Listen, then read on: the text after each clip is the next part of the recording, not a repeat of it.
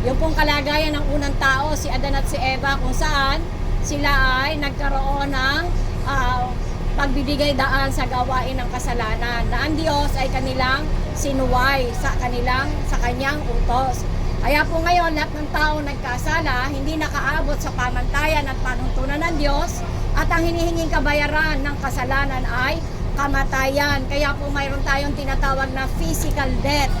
Ngunit nais ipaabot ng Diyos, meron ba pong isang uri ng kamatayan na dapat mabatid ng tao?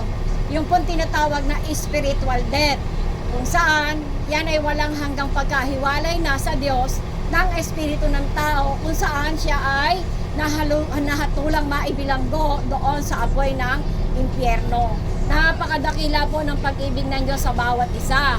Kaya po ang Diyos, dahil siya ay espiritu, hindi siya mamamatay, para matugunan yung suliranin ng tao na siya ay mayroong gagawing kahatulan. Ginawan po ng paraan ng Diyos, siya ay nagkatawan tao. Naghanda po siya ng isang katawan sa pamamagitan ni Kristo Jesus upang lahat na sasampalataya sa Kanya, hindi na po mahahatulan na mahulog o mabilanggo sa apoy ng impyerno.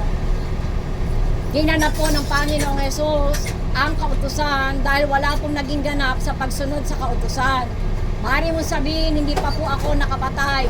Pero ang isang tao, kapag siya nagagalit, minumura, nilalait, isinusumpa niya ang isang tao sa mata ng Diyos, yan ay isa ng uri ng pagpatay.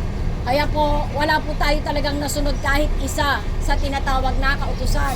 Hindi po maaaring maligtas ang tao sa pamamagitan ng kanyang gagawing pagsunod sa kautusan, dahil ang kautusan ay perfect, ganap. Kaya ang Diyos naghanda ng katawan sa pamamagitan ni Kristo Jesus upang kanyang ganapin at tuparin ang tinatawag na kautusan. Dahil hahatulan po tayo sa pagsuway at paglaban natin sa utos ng Diyos.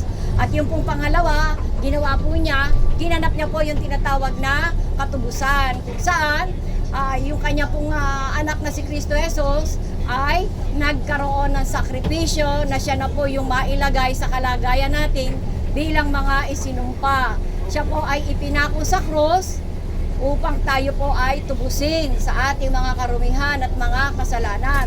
Ipinalit niya po at inako para sa kanyang sarili yung sumpa na dapat ay nasa atin. Kaya po siya ay namatay, inilibing at muling nabuhay. Yan po ang nakapaloob na mahalagang kasaysayan sa tinatawag na gospel. Si Kristo nagkatawan tao, siya ay namatay, inilibing at muling nabuhay. Yan po ang gospel, wala na pong iba. At kung hindi po naganap ang gospel, wala pong kaligtasan ang buhay nating tao. Lahat po tayo hahatulan papuntang impyerno. At kung hindi mo naman po naunawaan ang gospel, malaking problema din po yan. Paano ka makakaligtas? Ay ang paraan ng Diyos para makapasok sa kanyang kaharian ng isang tao ay sa pamamagitan ng pananampalataya sa tinatawag na gospel. Dahil po ang Diyos, ang transaksyon lang po niya sa ating mga tao dito lang sa lupa. Kapag po tayo mga namatay na, dumating na sa hangganan ng ating mga buhay, tapos na po ang transaksyon ng Diyos. Dahil ang pinaglalabanan, yung nakatirang espiritu sa loob ng ating mga katawan. Sinabi rin po ng Panginoong Hesus sa John chapter 3 mula verse 3 hanggang 8, maliban ng isang tao maisilang muli, hindi niya makikita at hindi niya mapapasok ang kaharian ng langit. Ibig sabihin, kung ayaw ng isang taong maisilang siya muli dahil ang akala niya ito isang relihiyon, hindi rin niya makikita ang langit. Darating lang siya sa tinatawag na kahatulan. Pero bakit sinabi ng Panginoong Hesus, kailangan maisilang muli ang isang tao?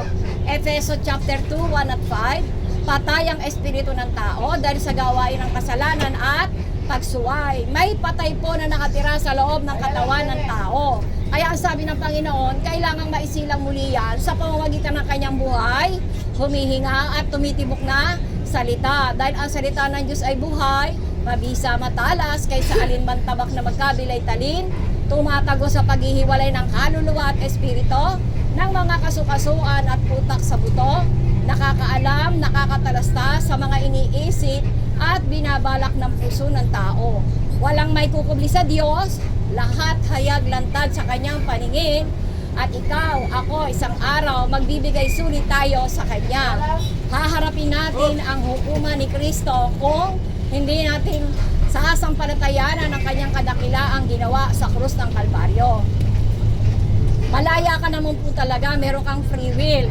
Kung ayaw mo sumampalataya sa kanya, yan po ay iyong choice, hindi ka po pipilitin ng Diyos. Pero tatandaan mo po, pag dumating ka sa hangganan ng iyong hiram na buhay, sino ang magbabayad ng mga utang mong kasalanan na ginawa mo rito sa daigdig habang ikaw ay nabubuhay? Ang magbabayad po ng mga kasalanang nagawa natin ay walang iba kundi si Kristo Jesus sa pamamagitan ng kanyang dugong nabuhos, umagos hanggang sa maubos doon sa krus ng Kalbaryo.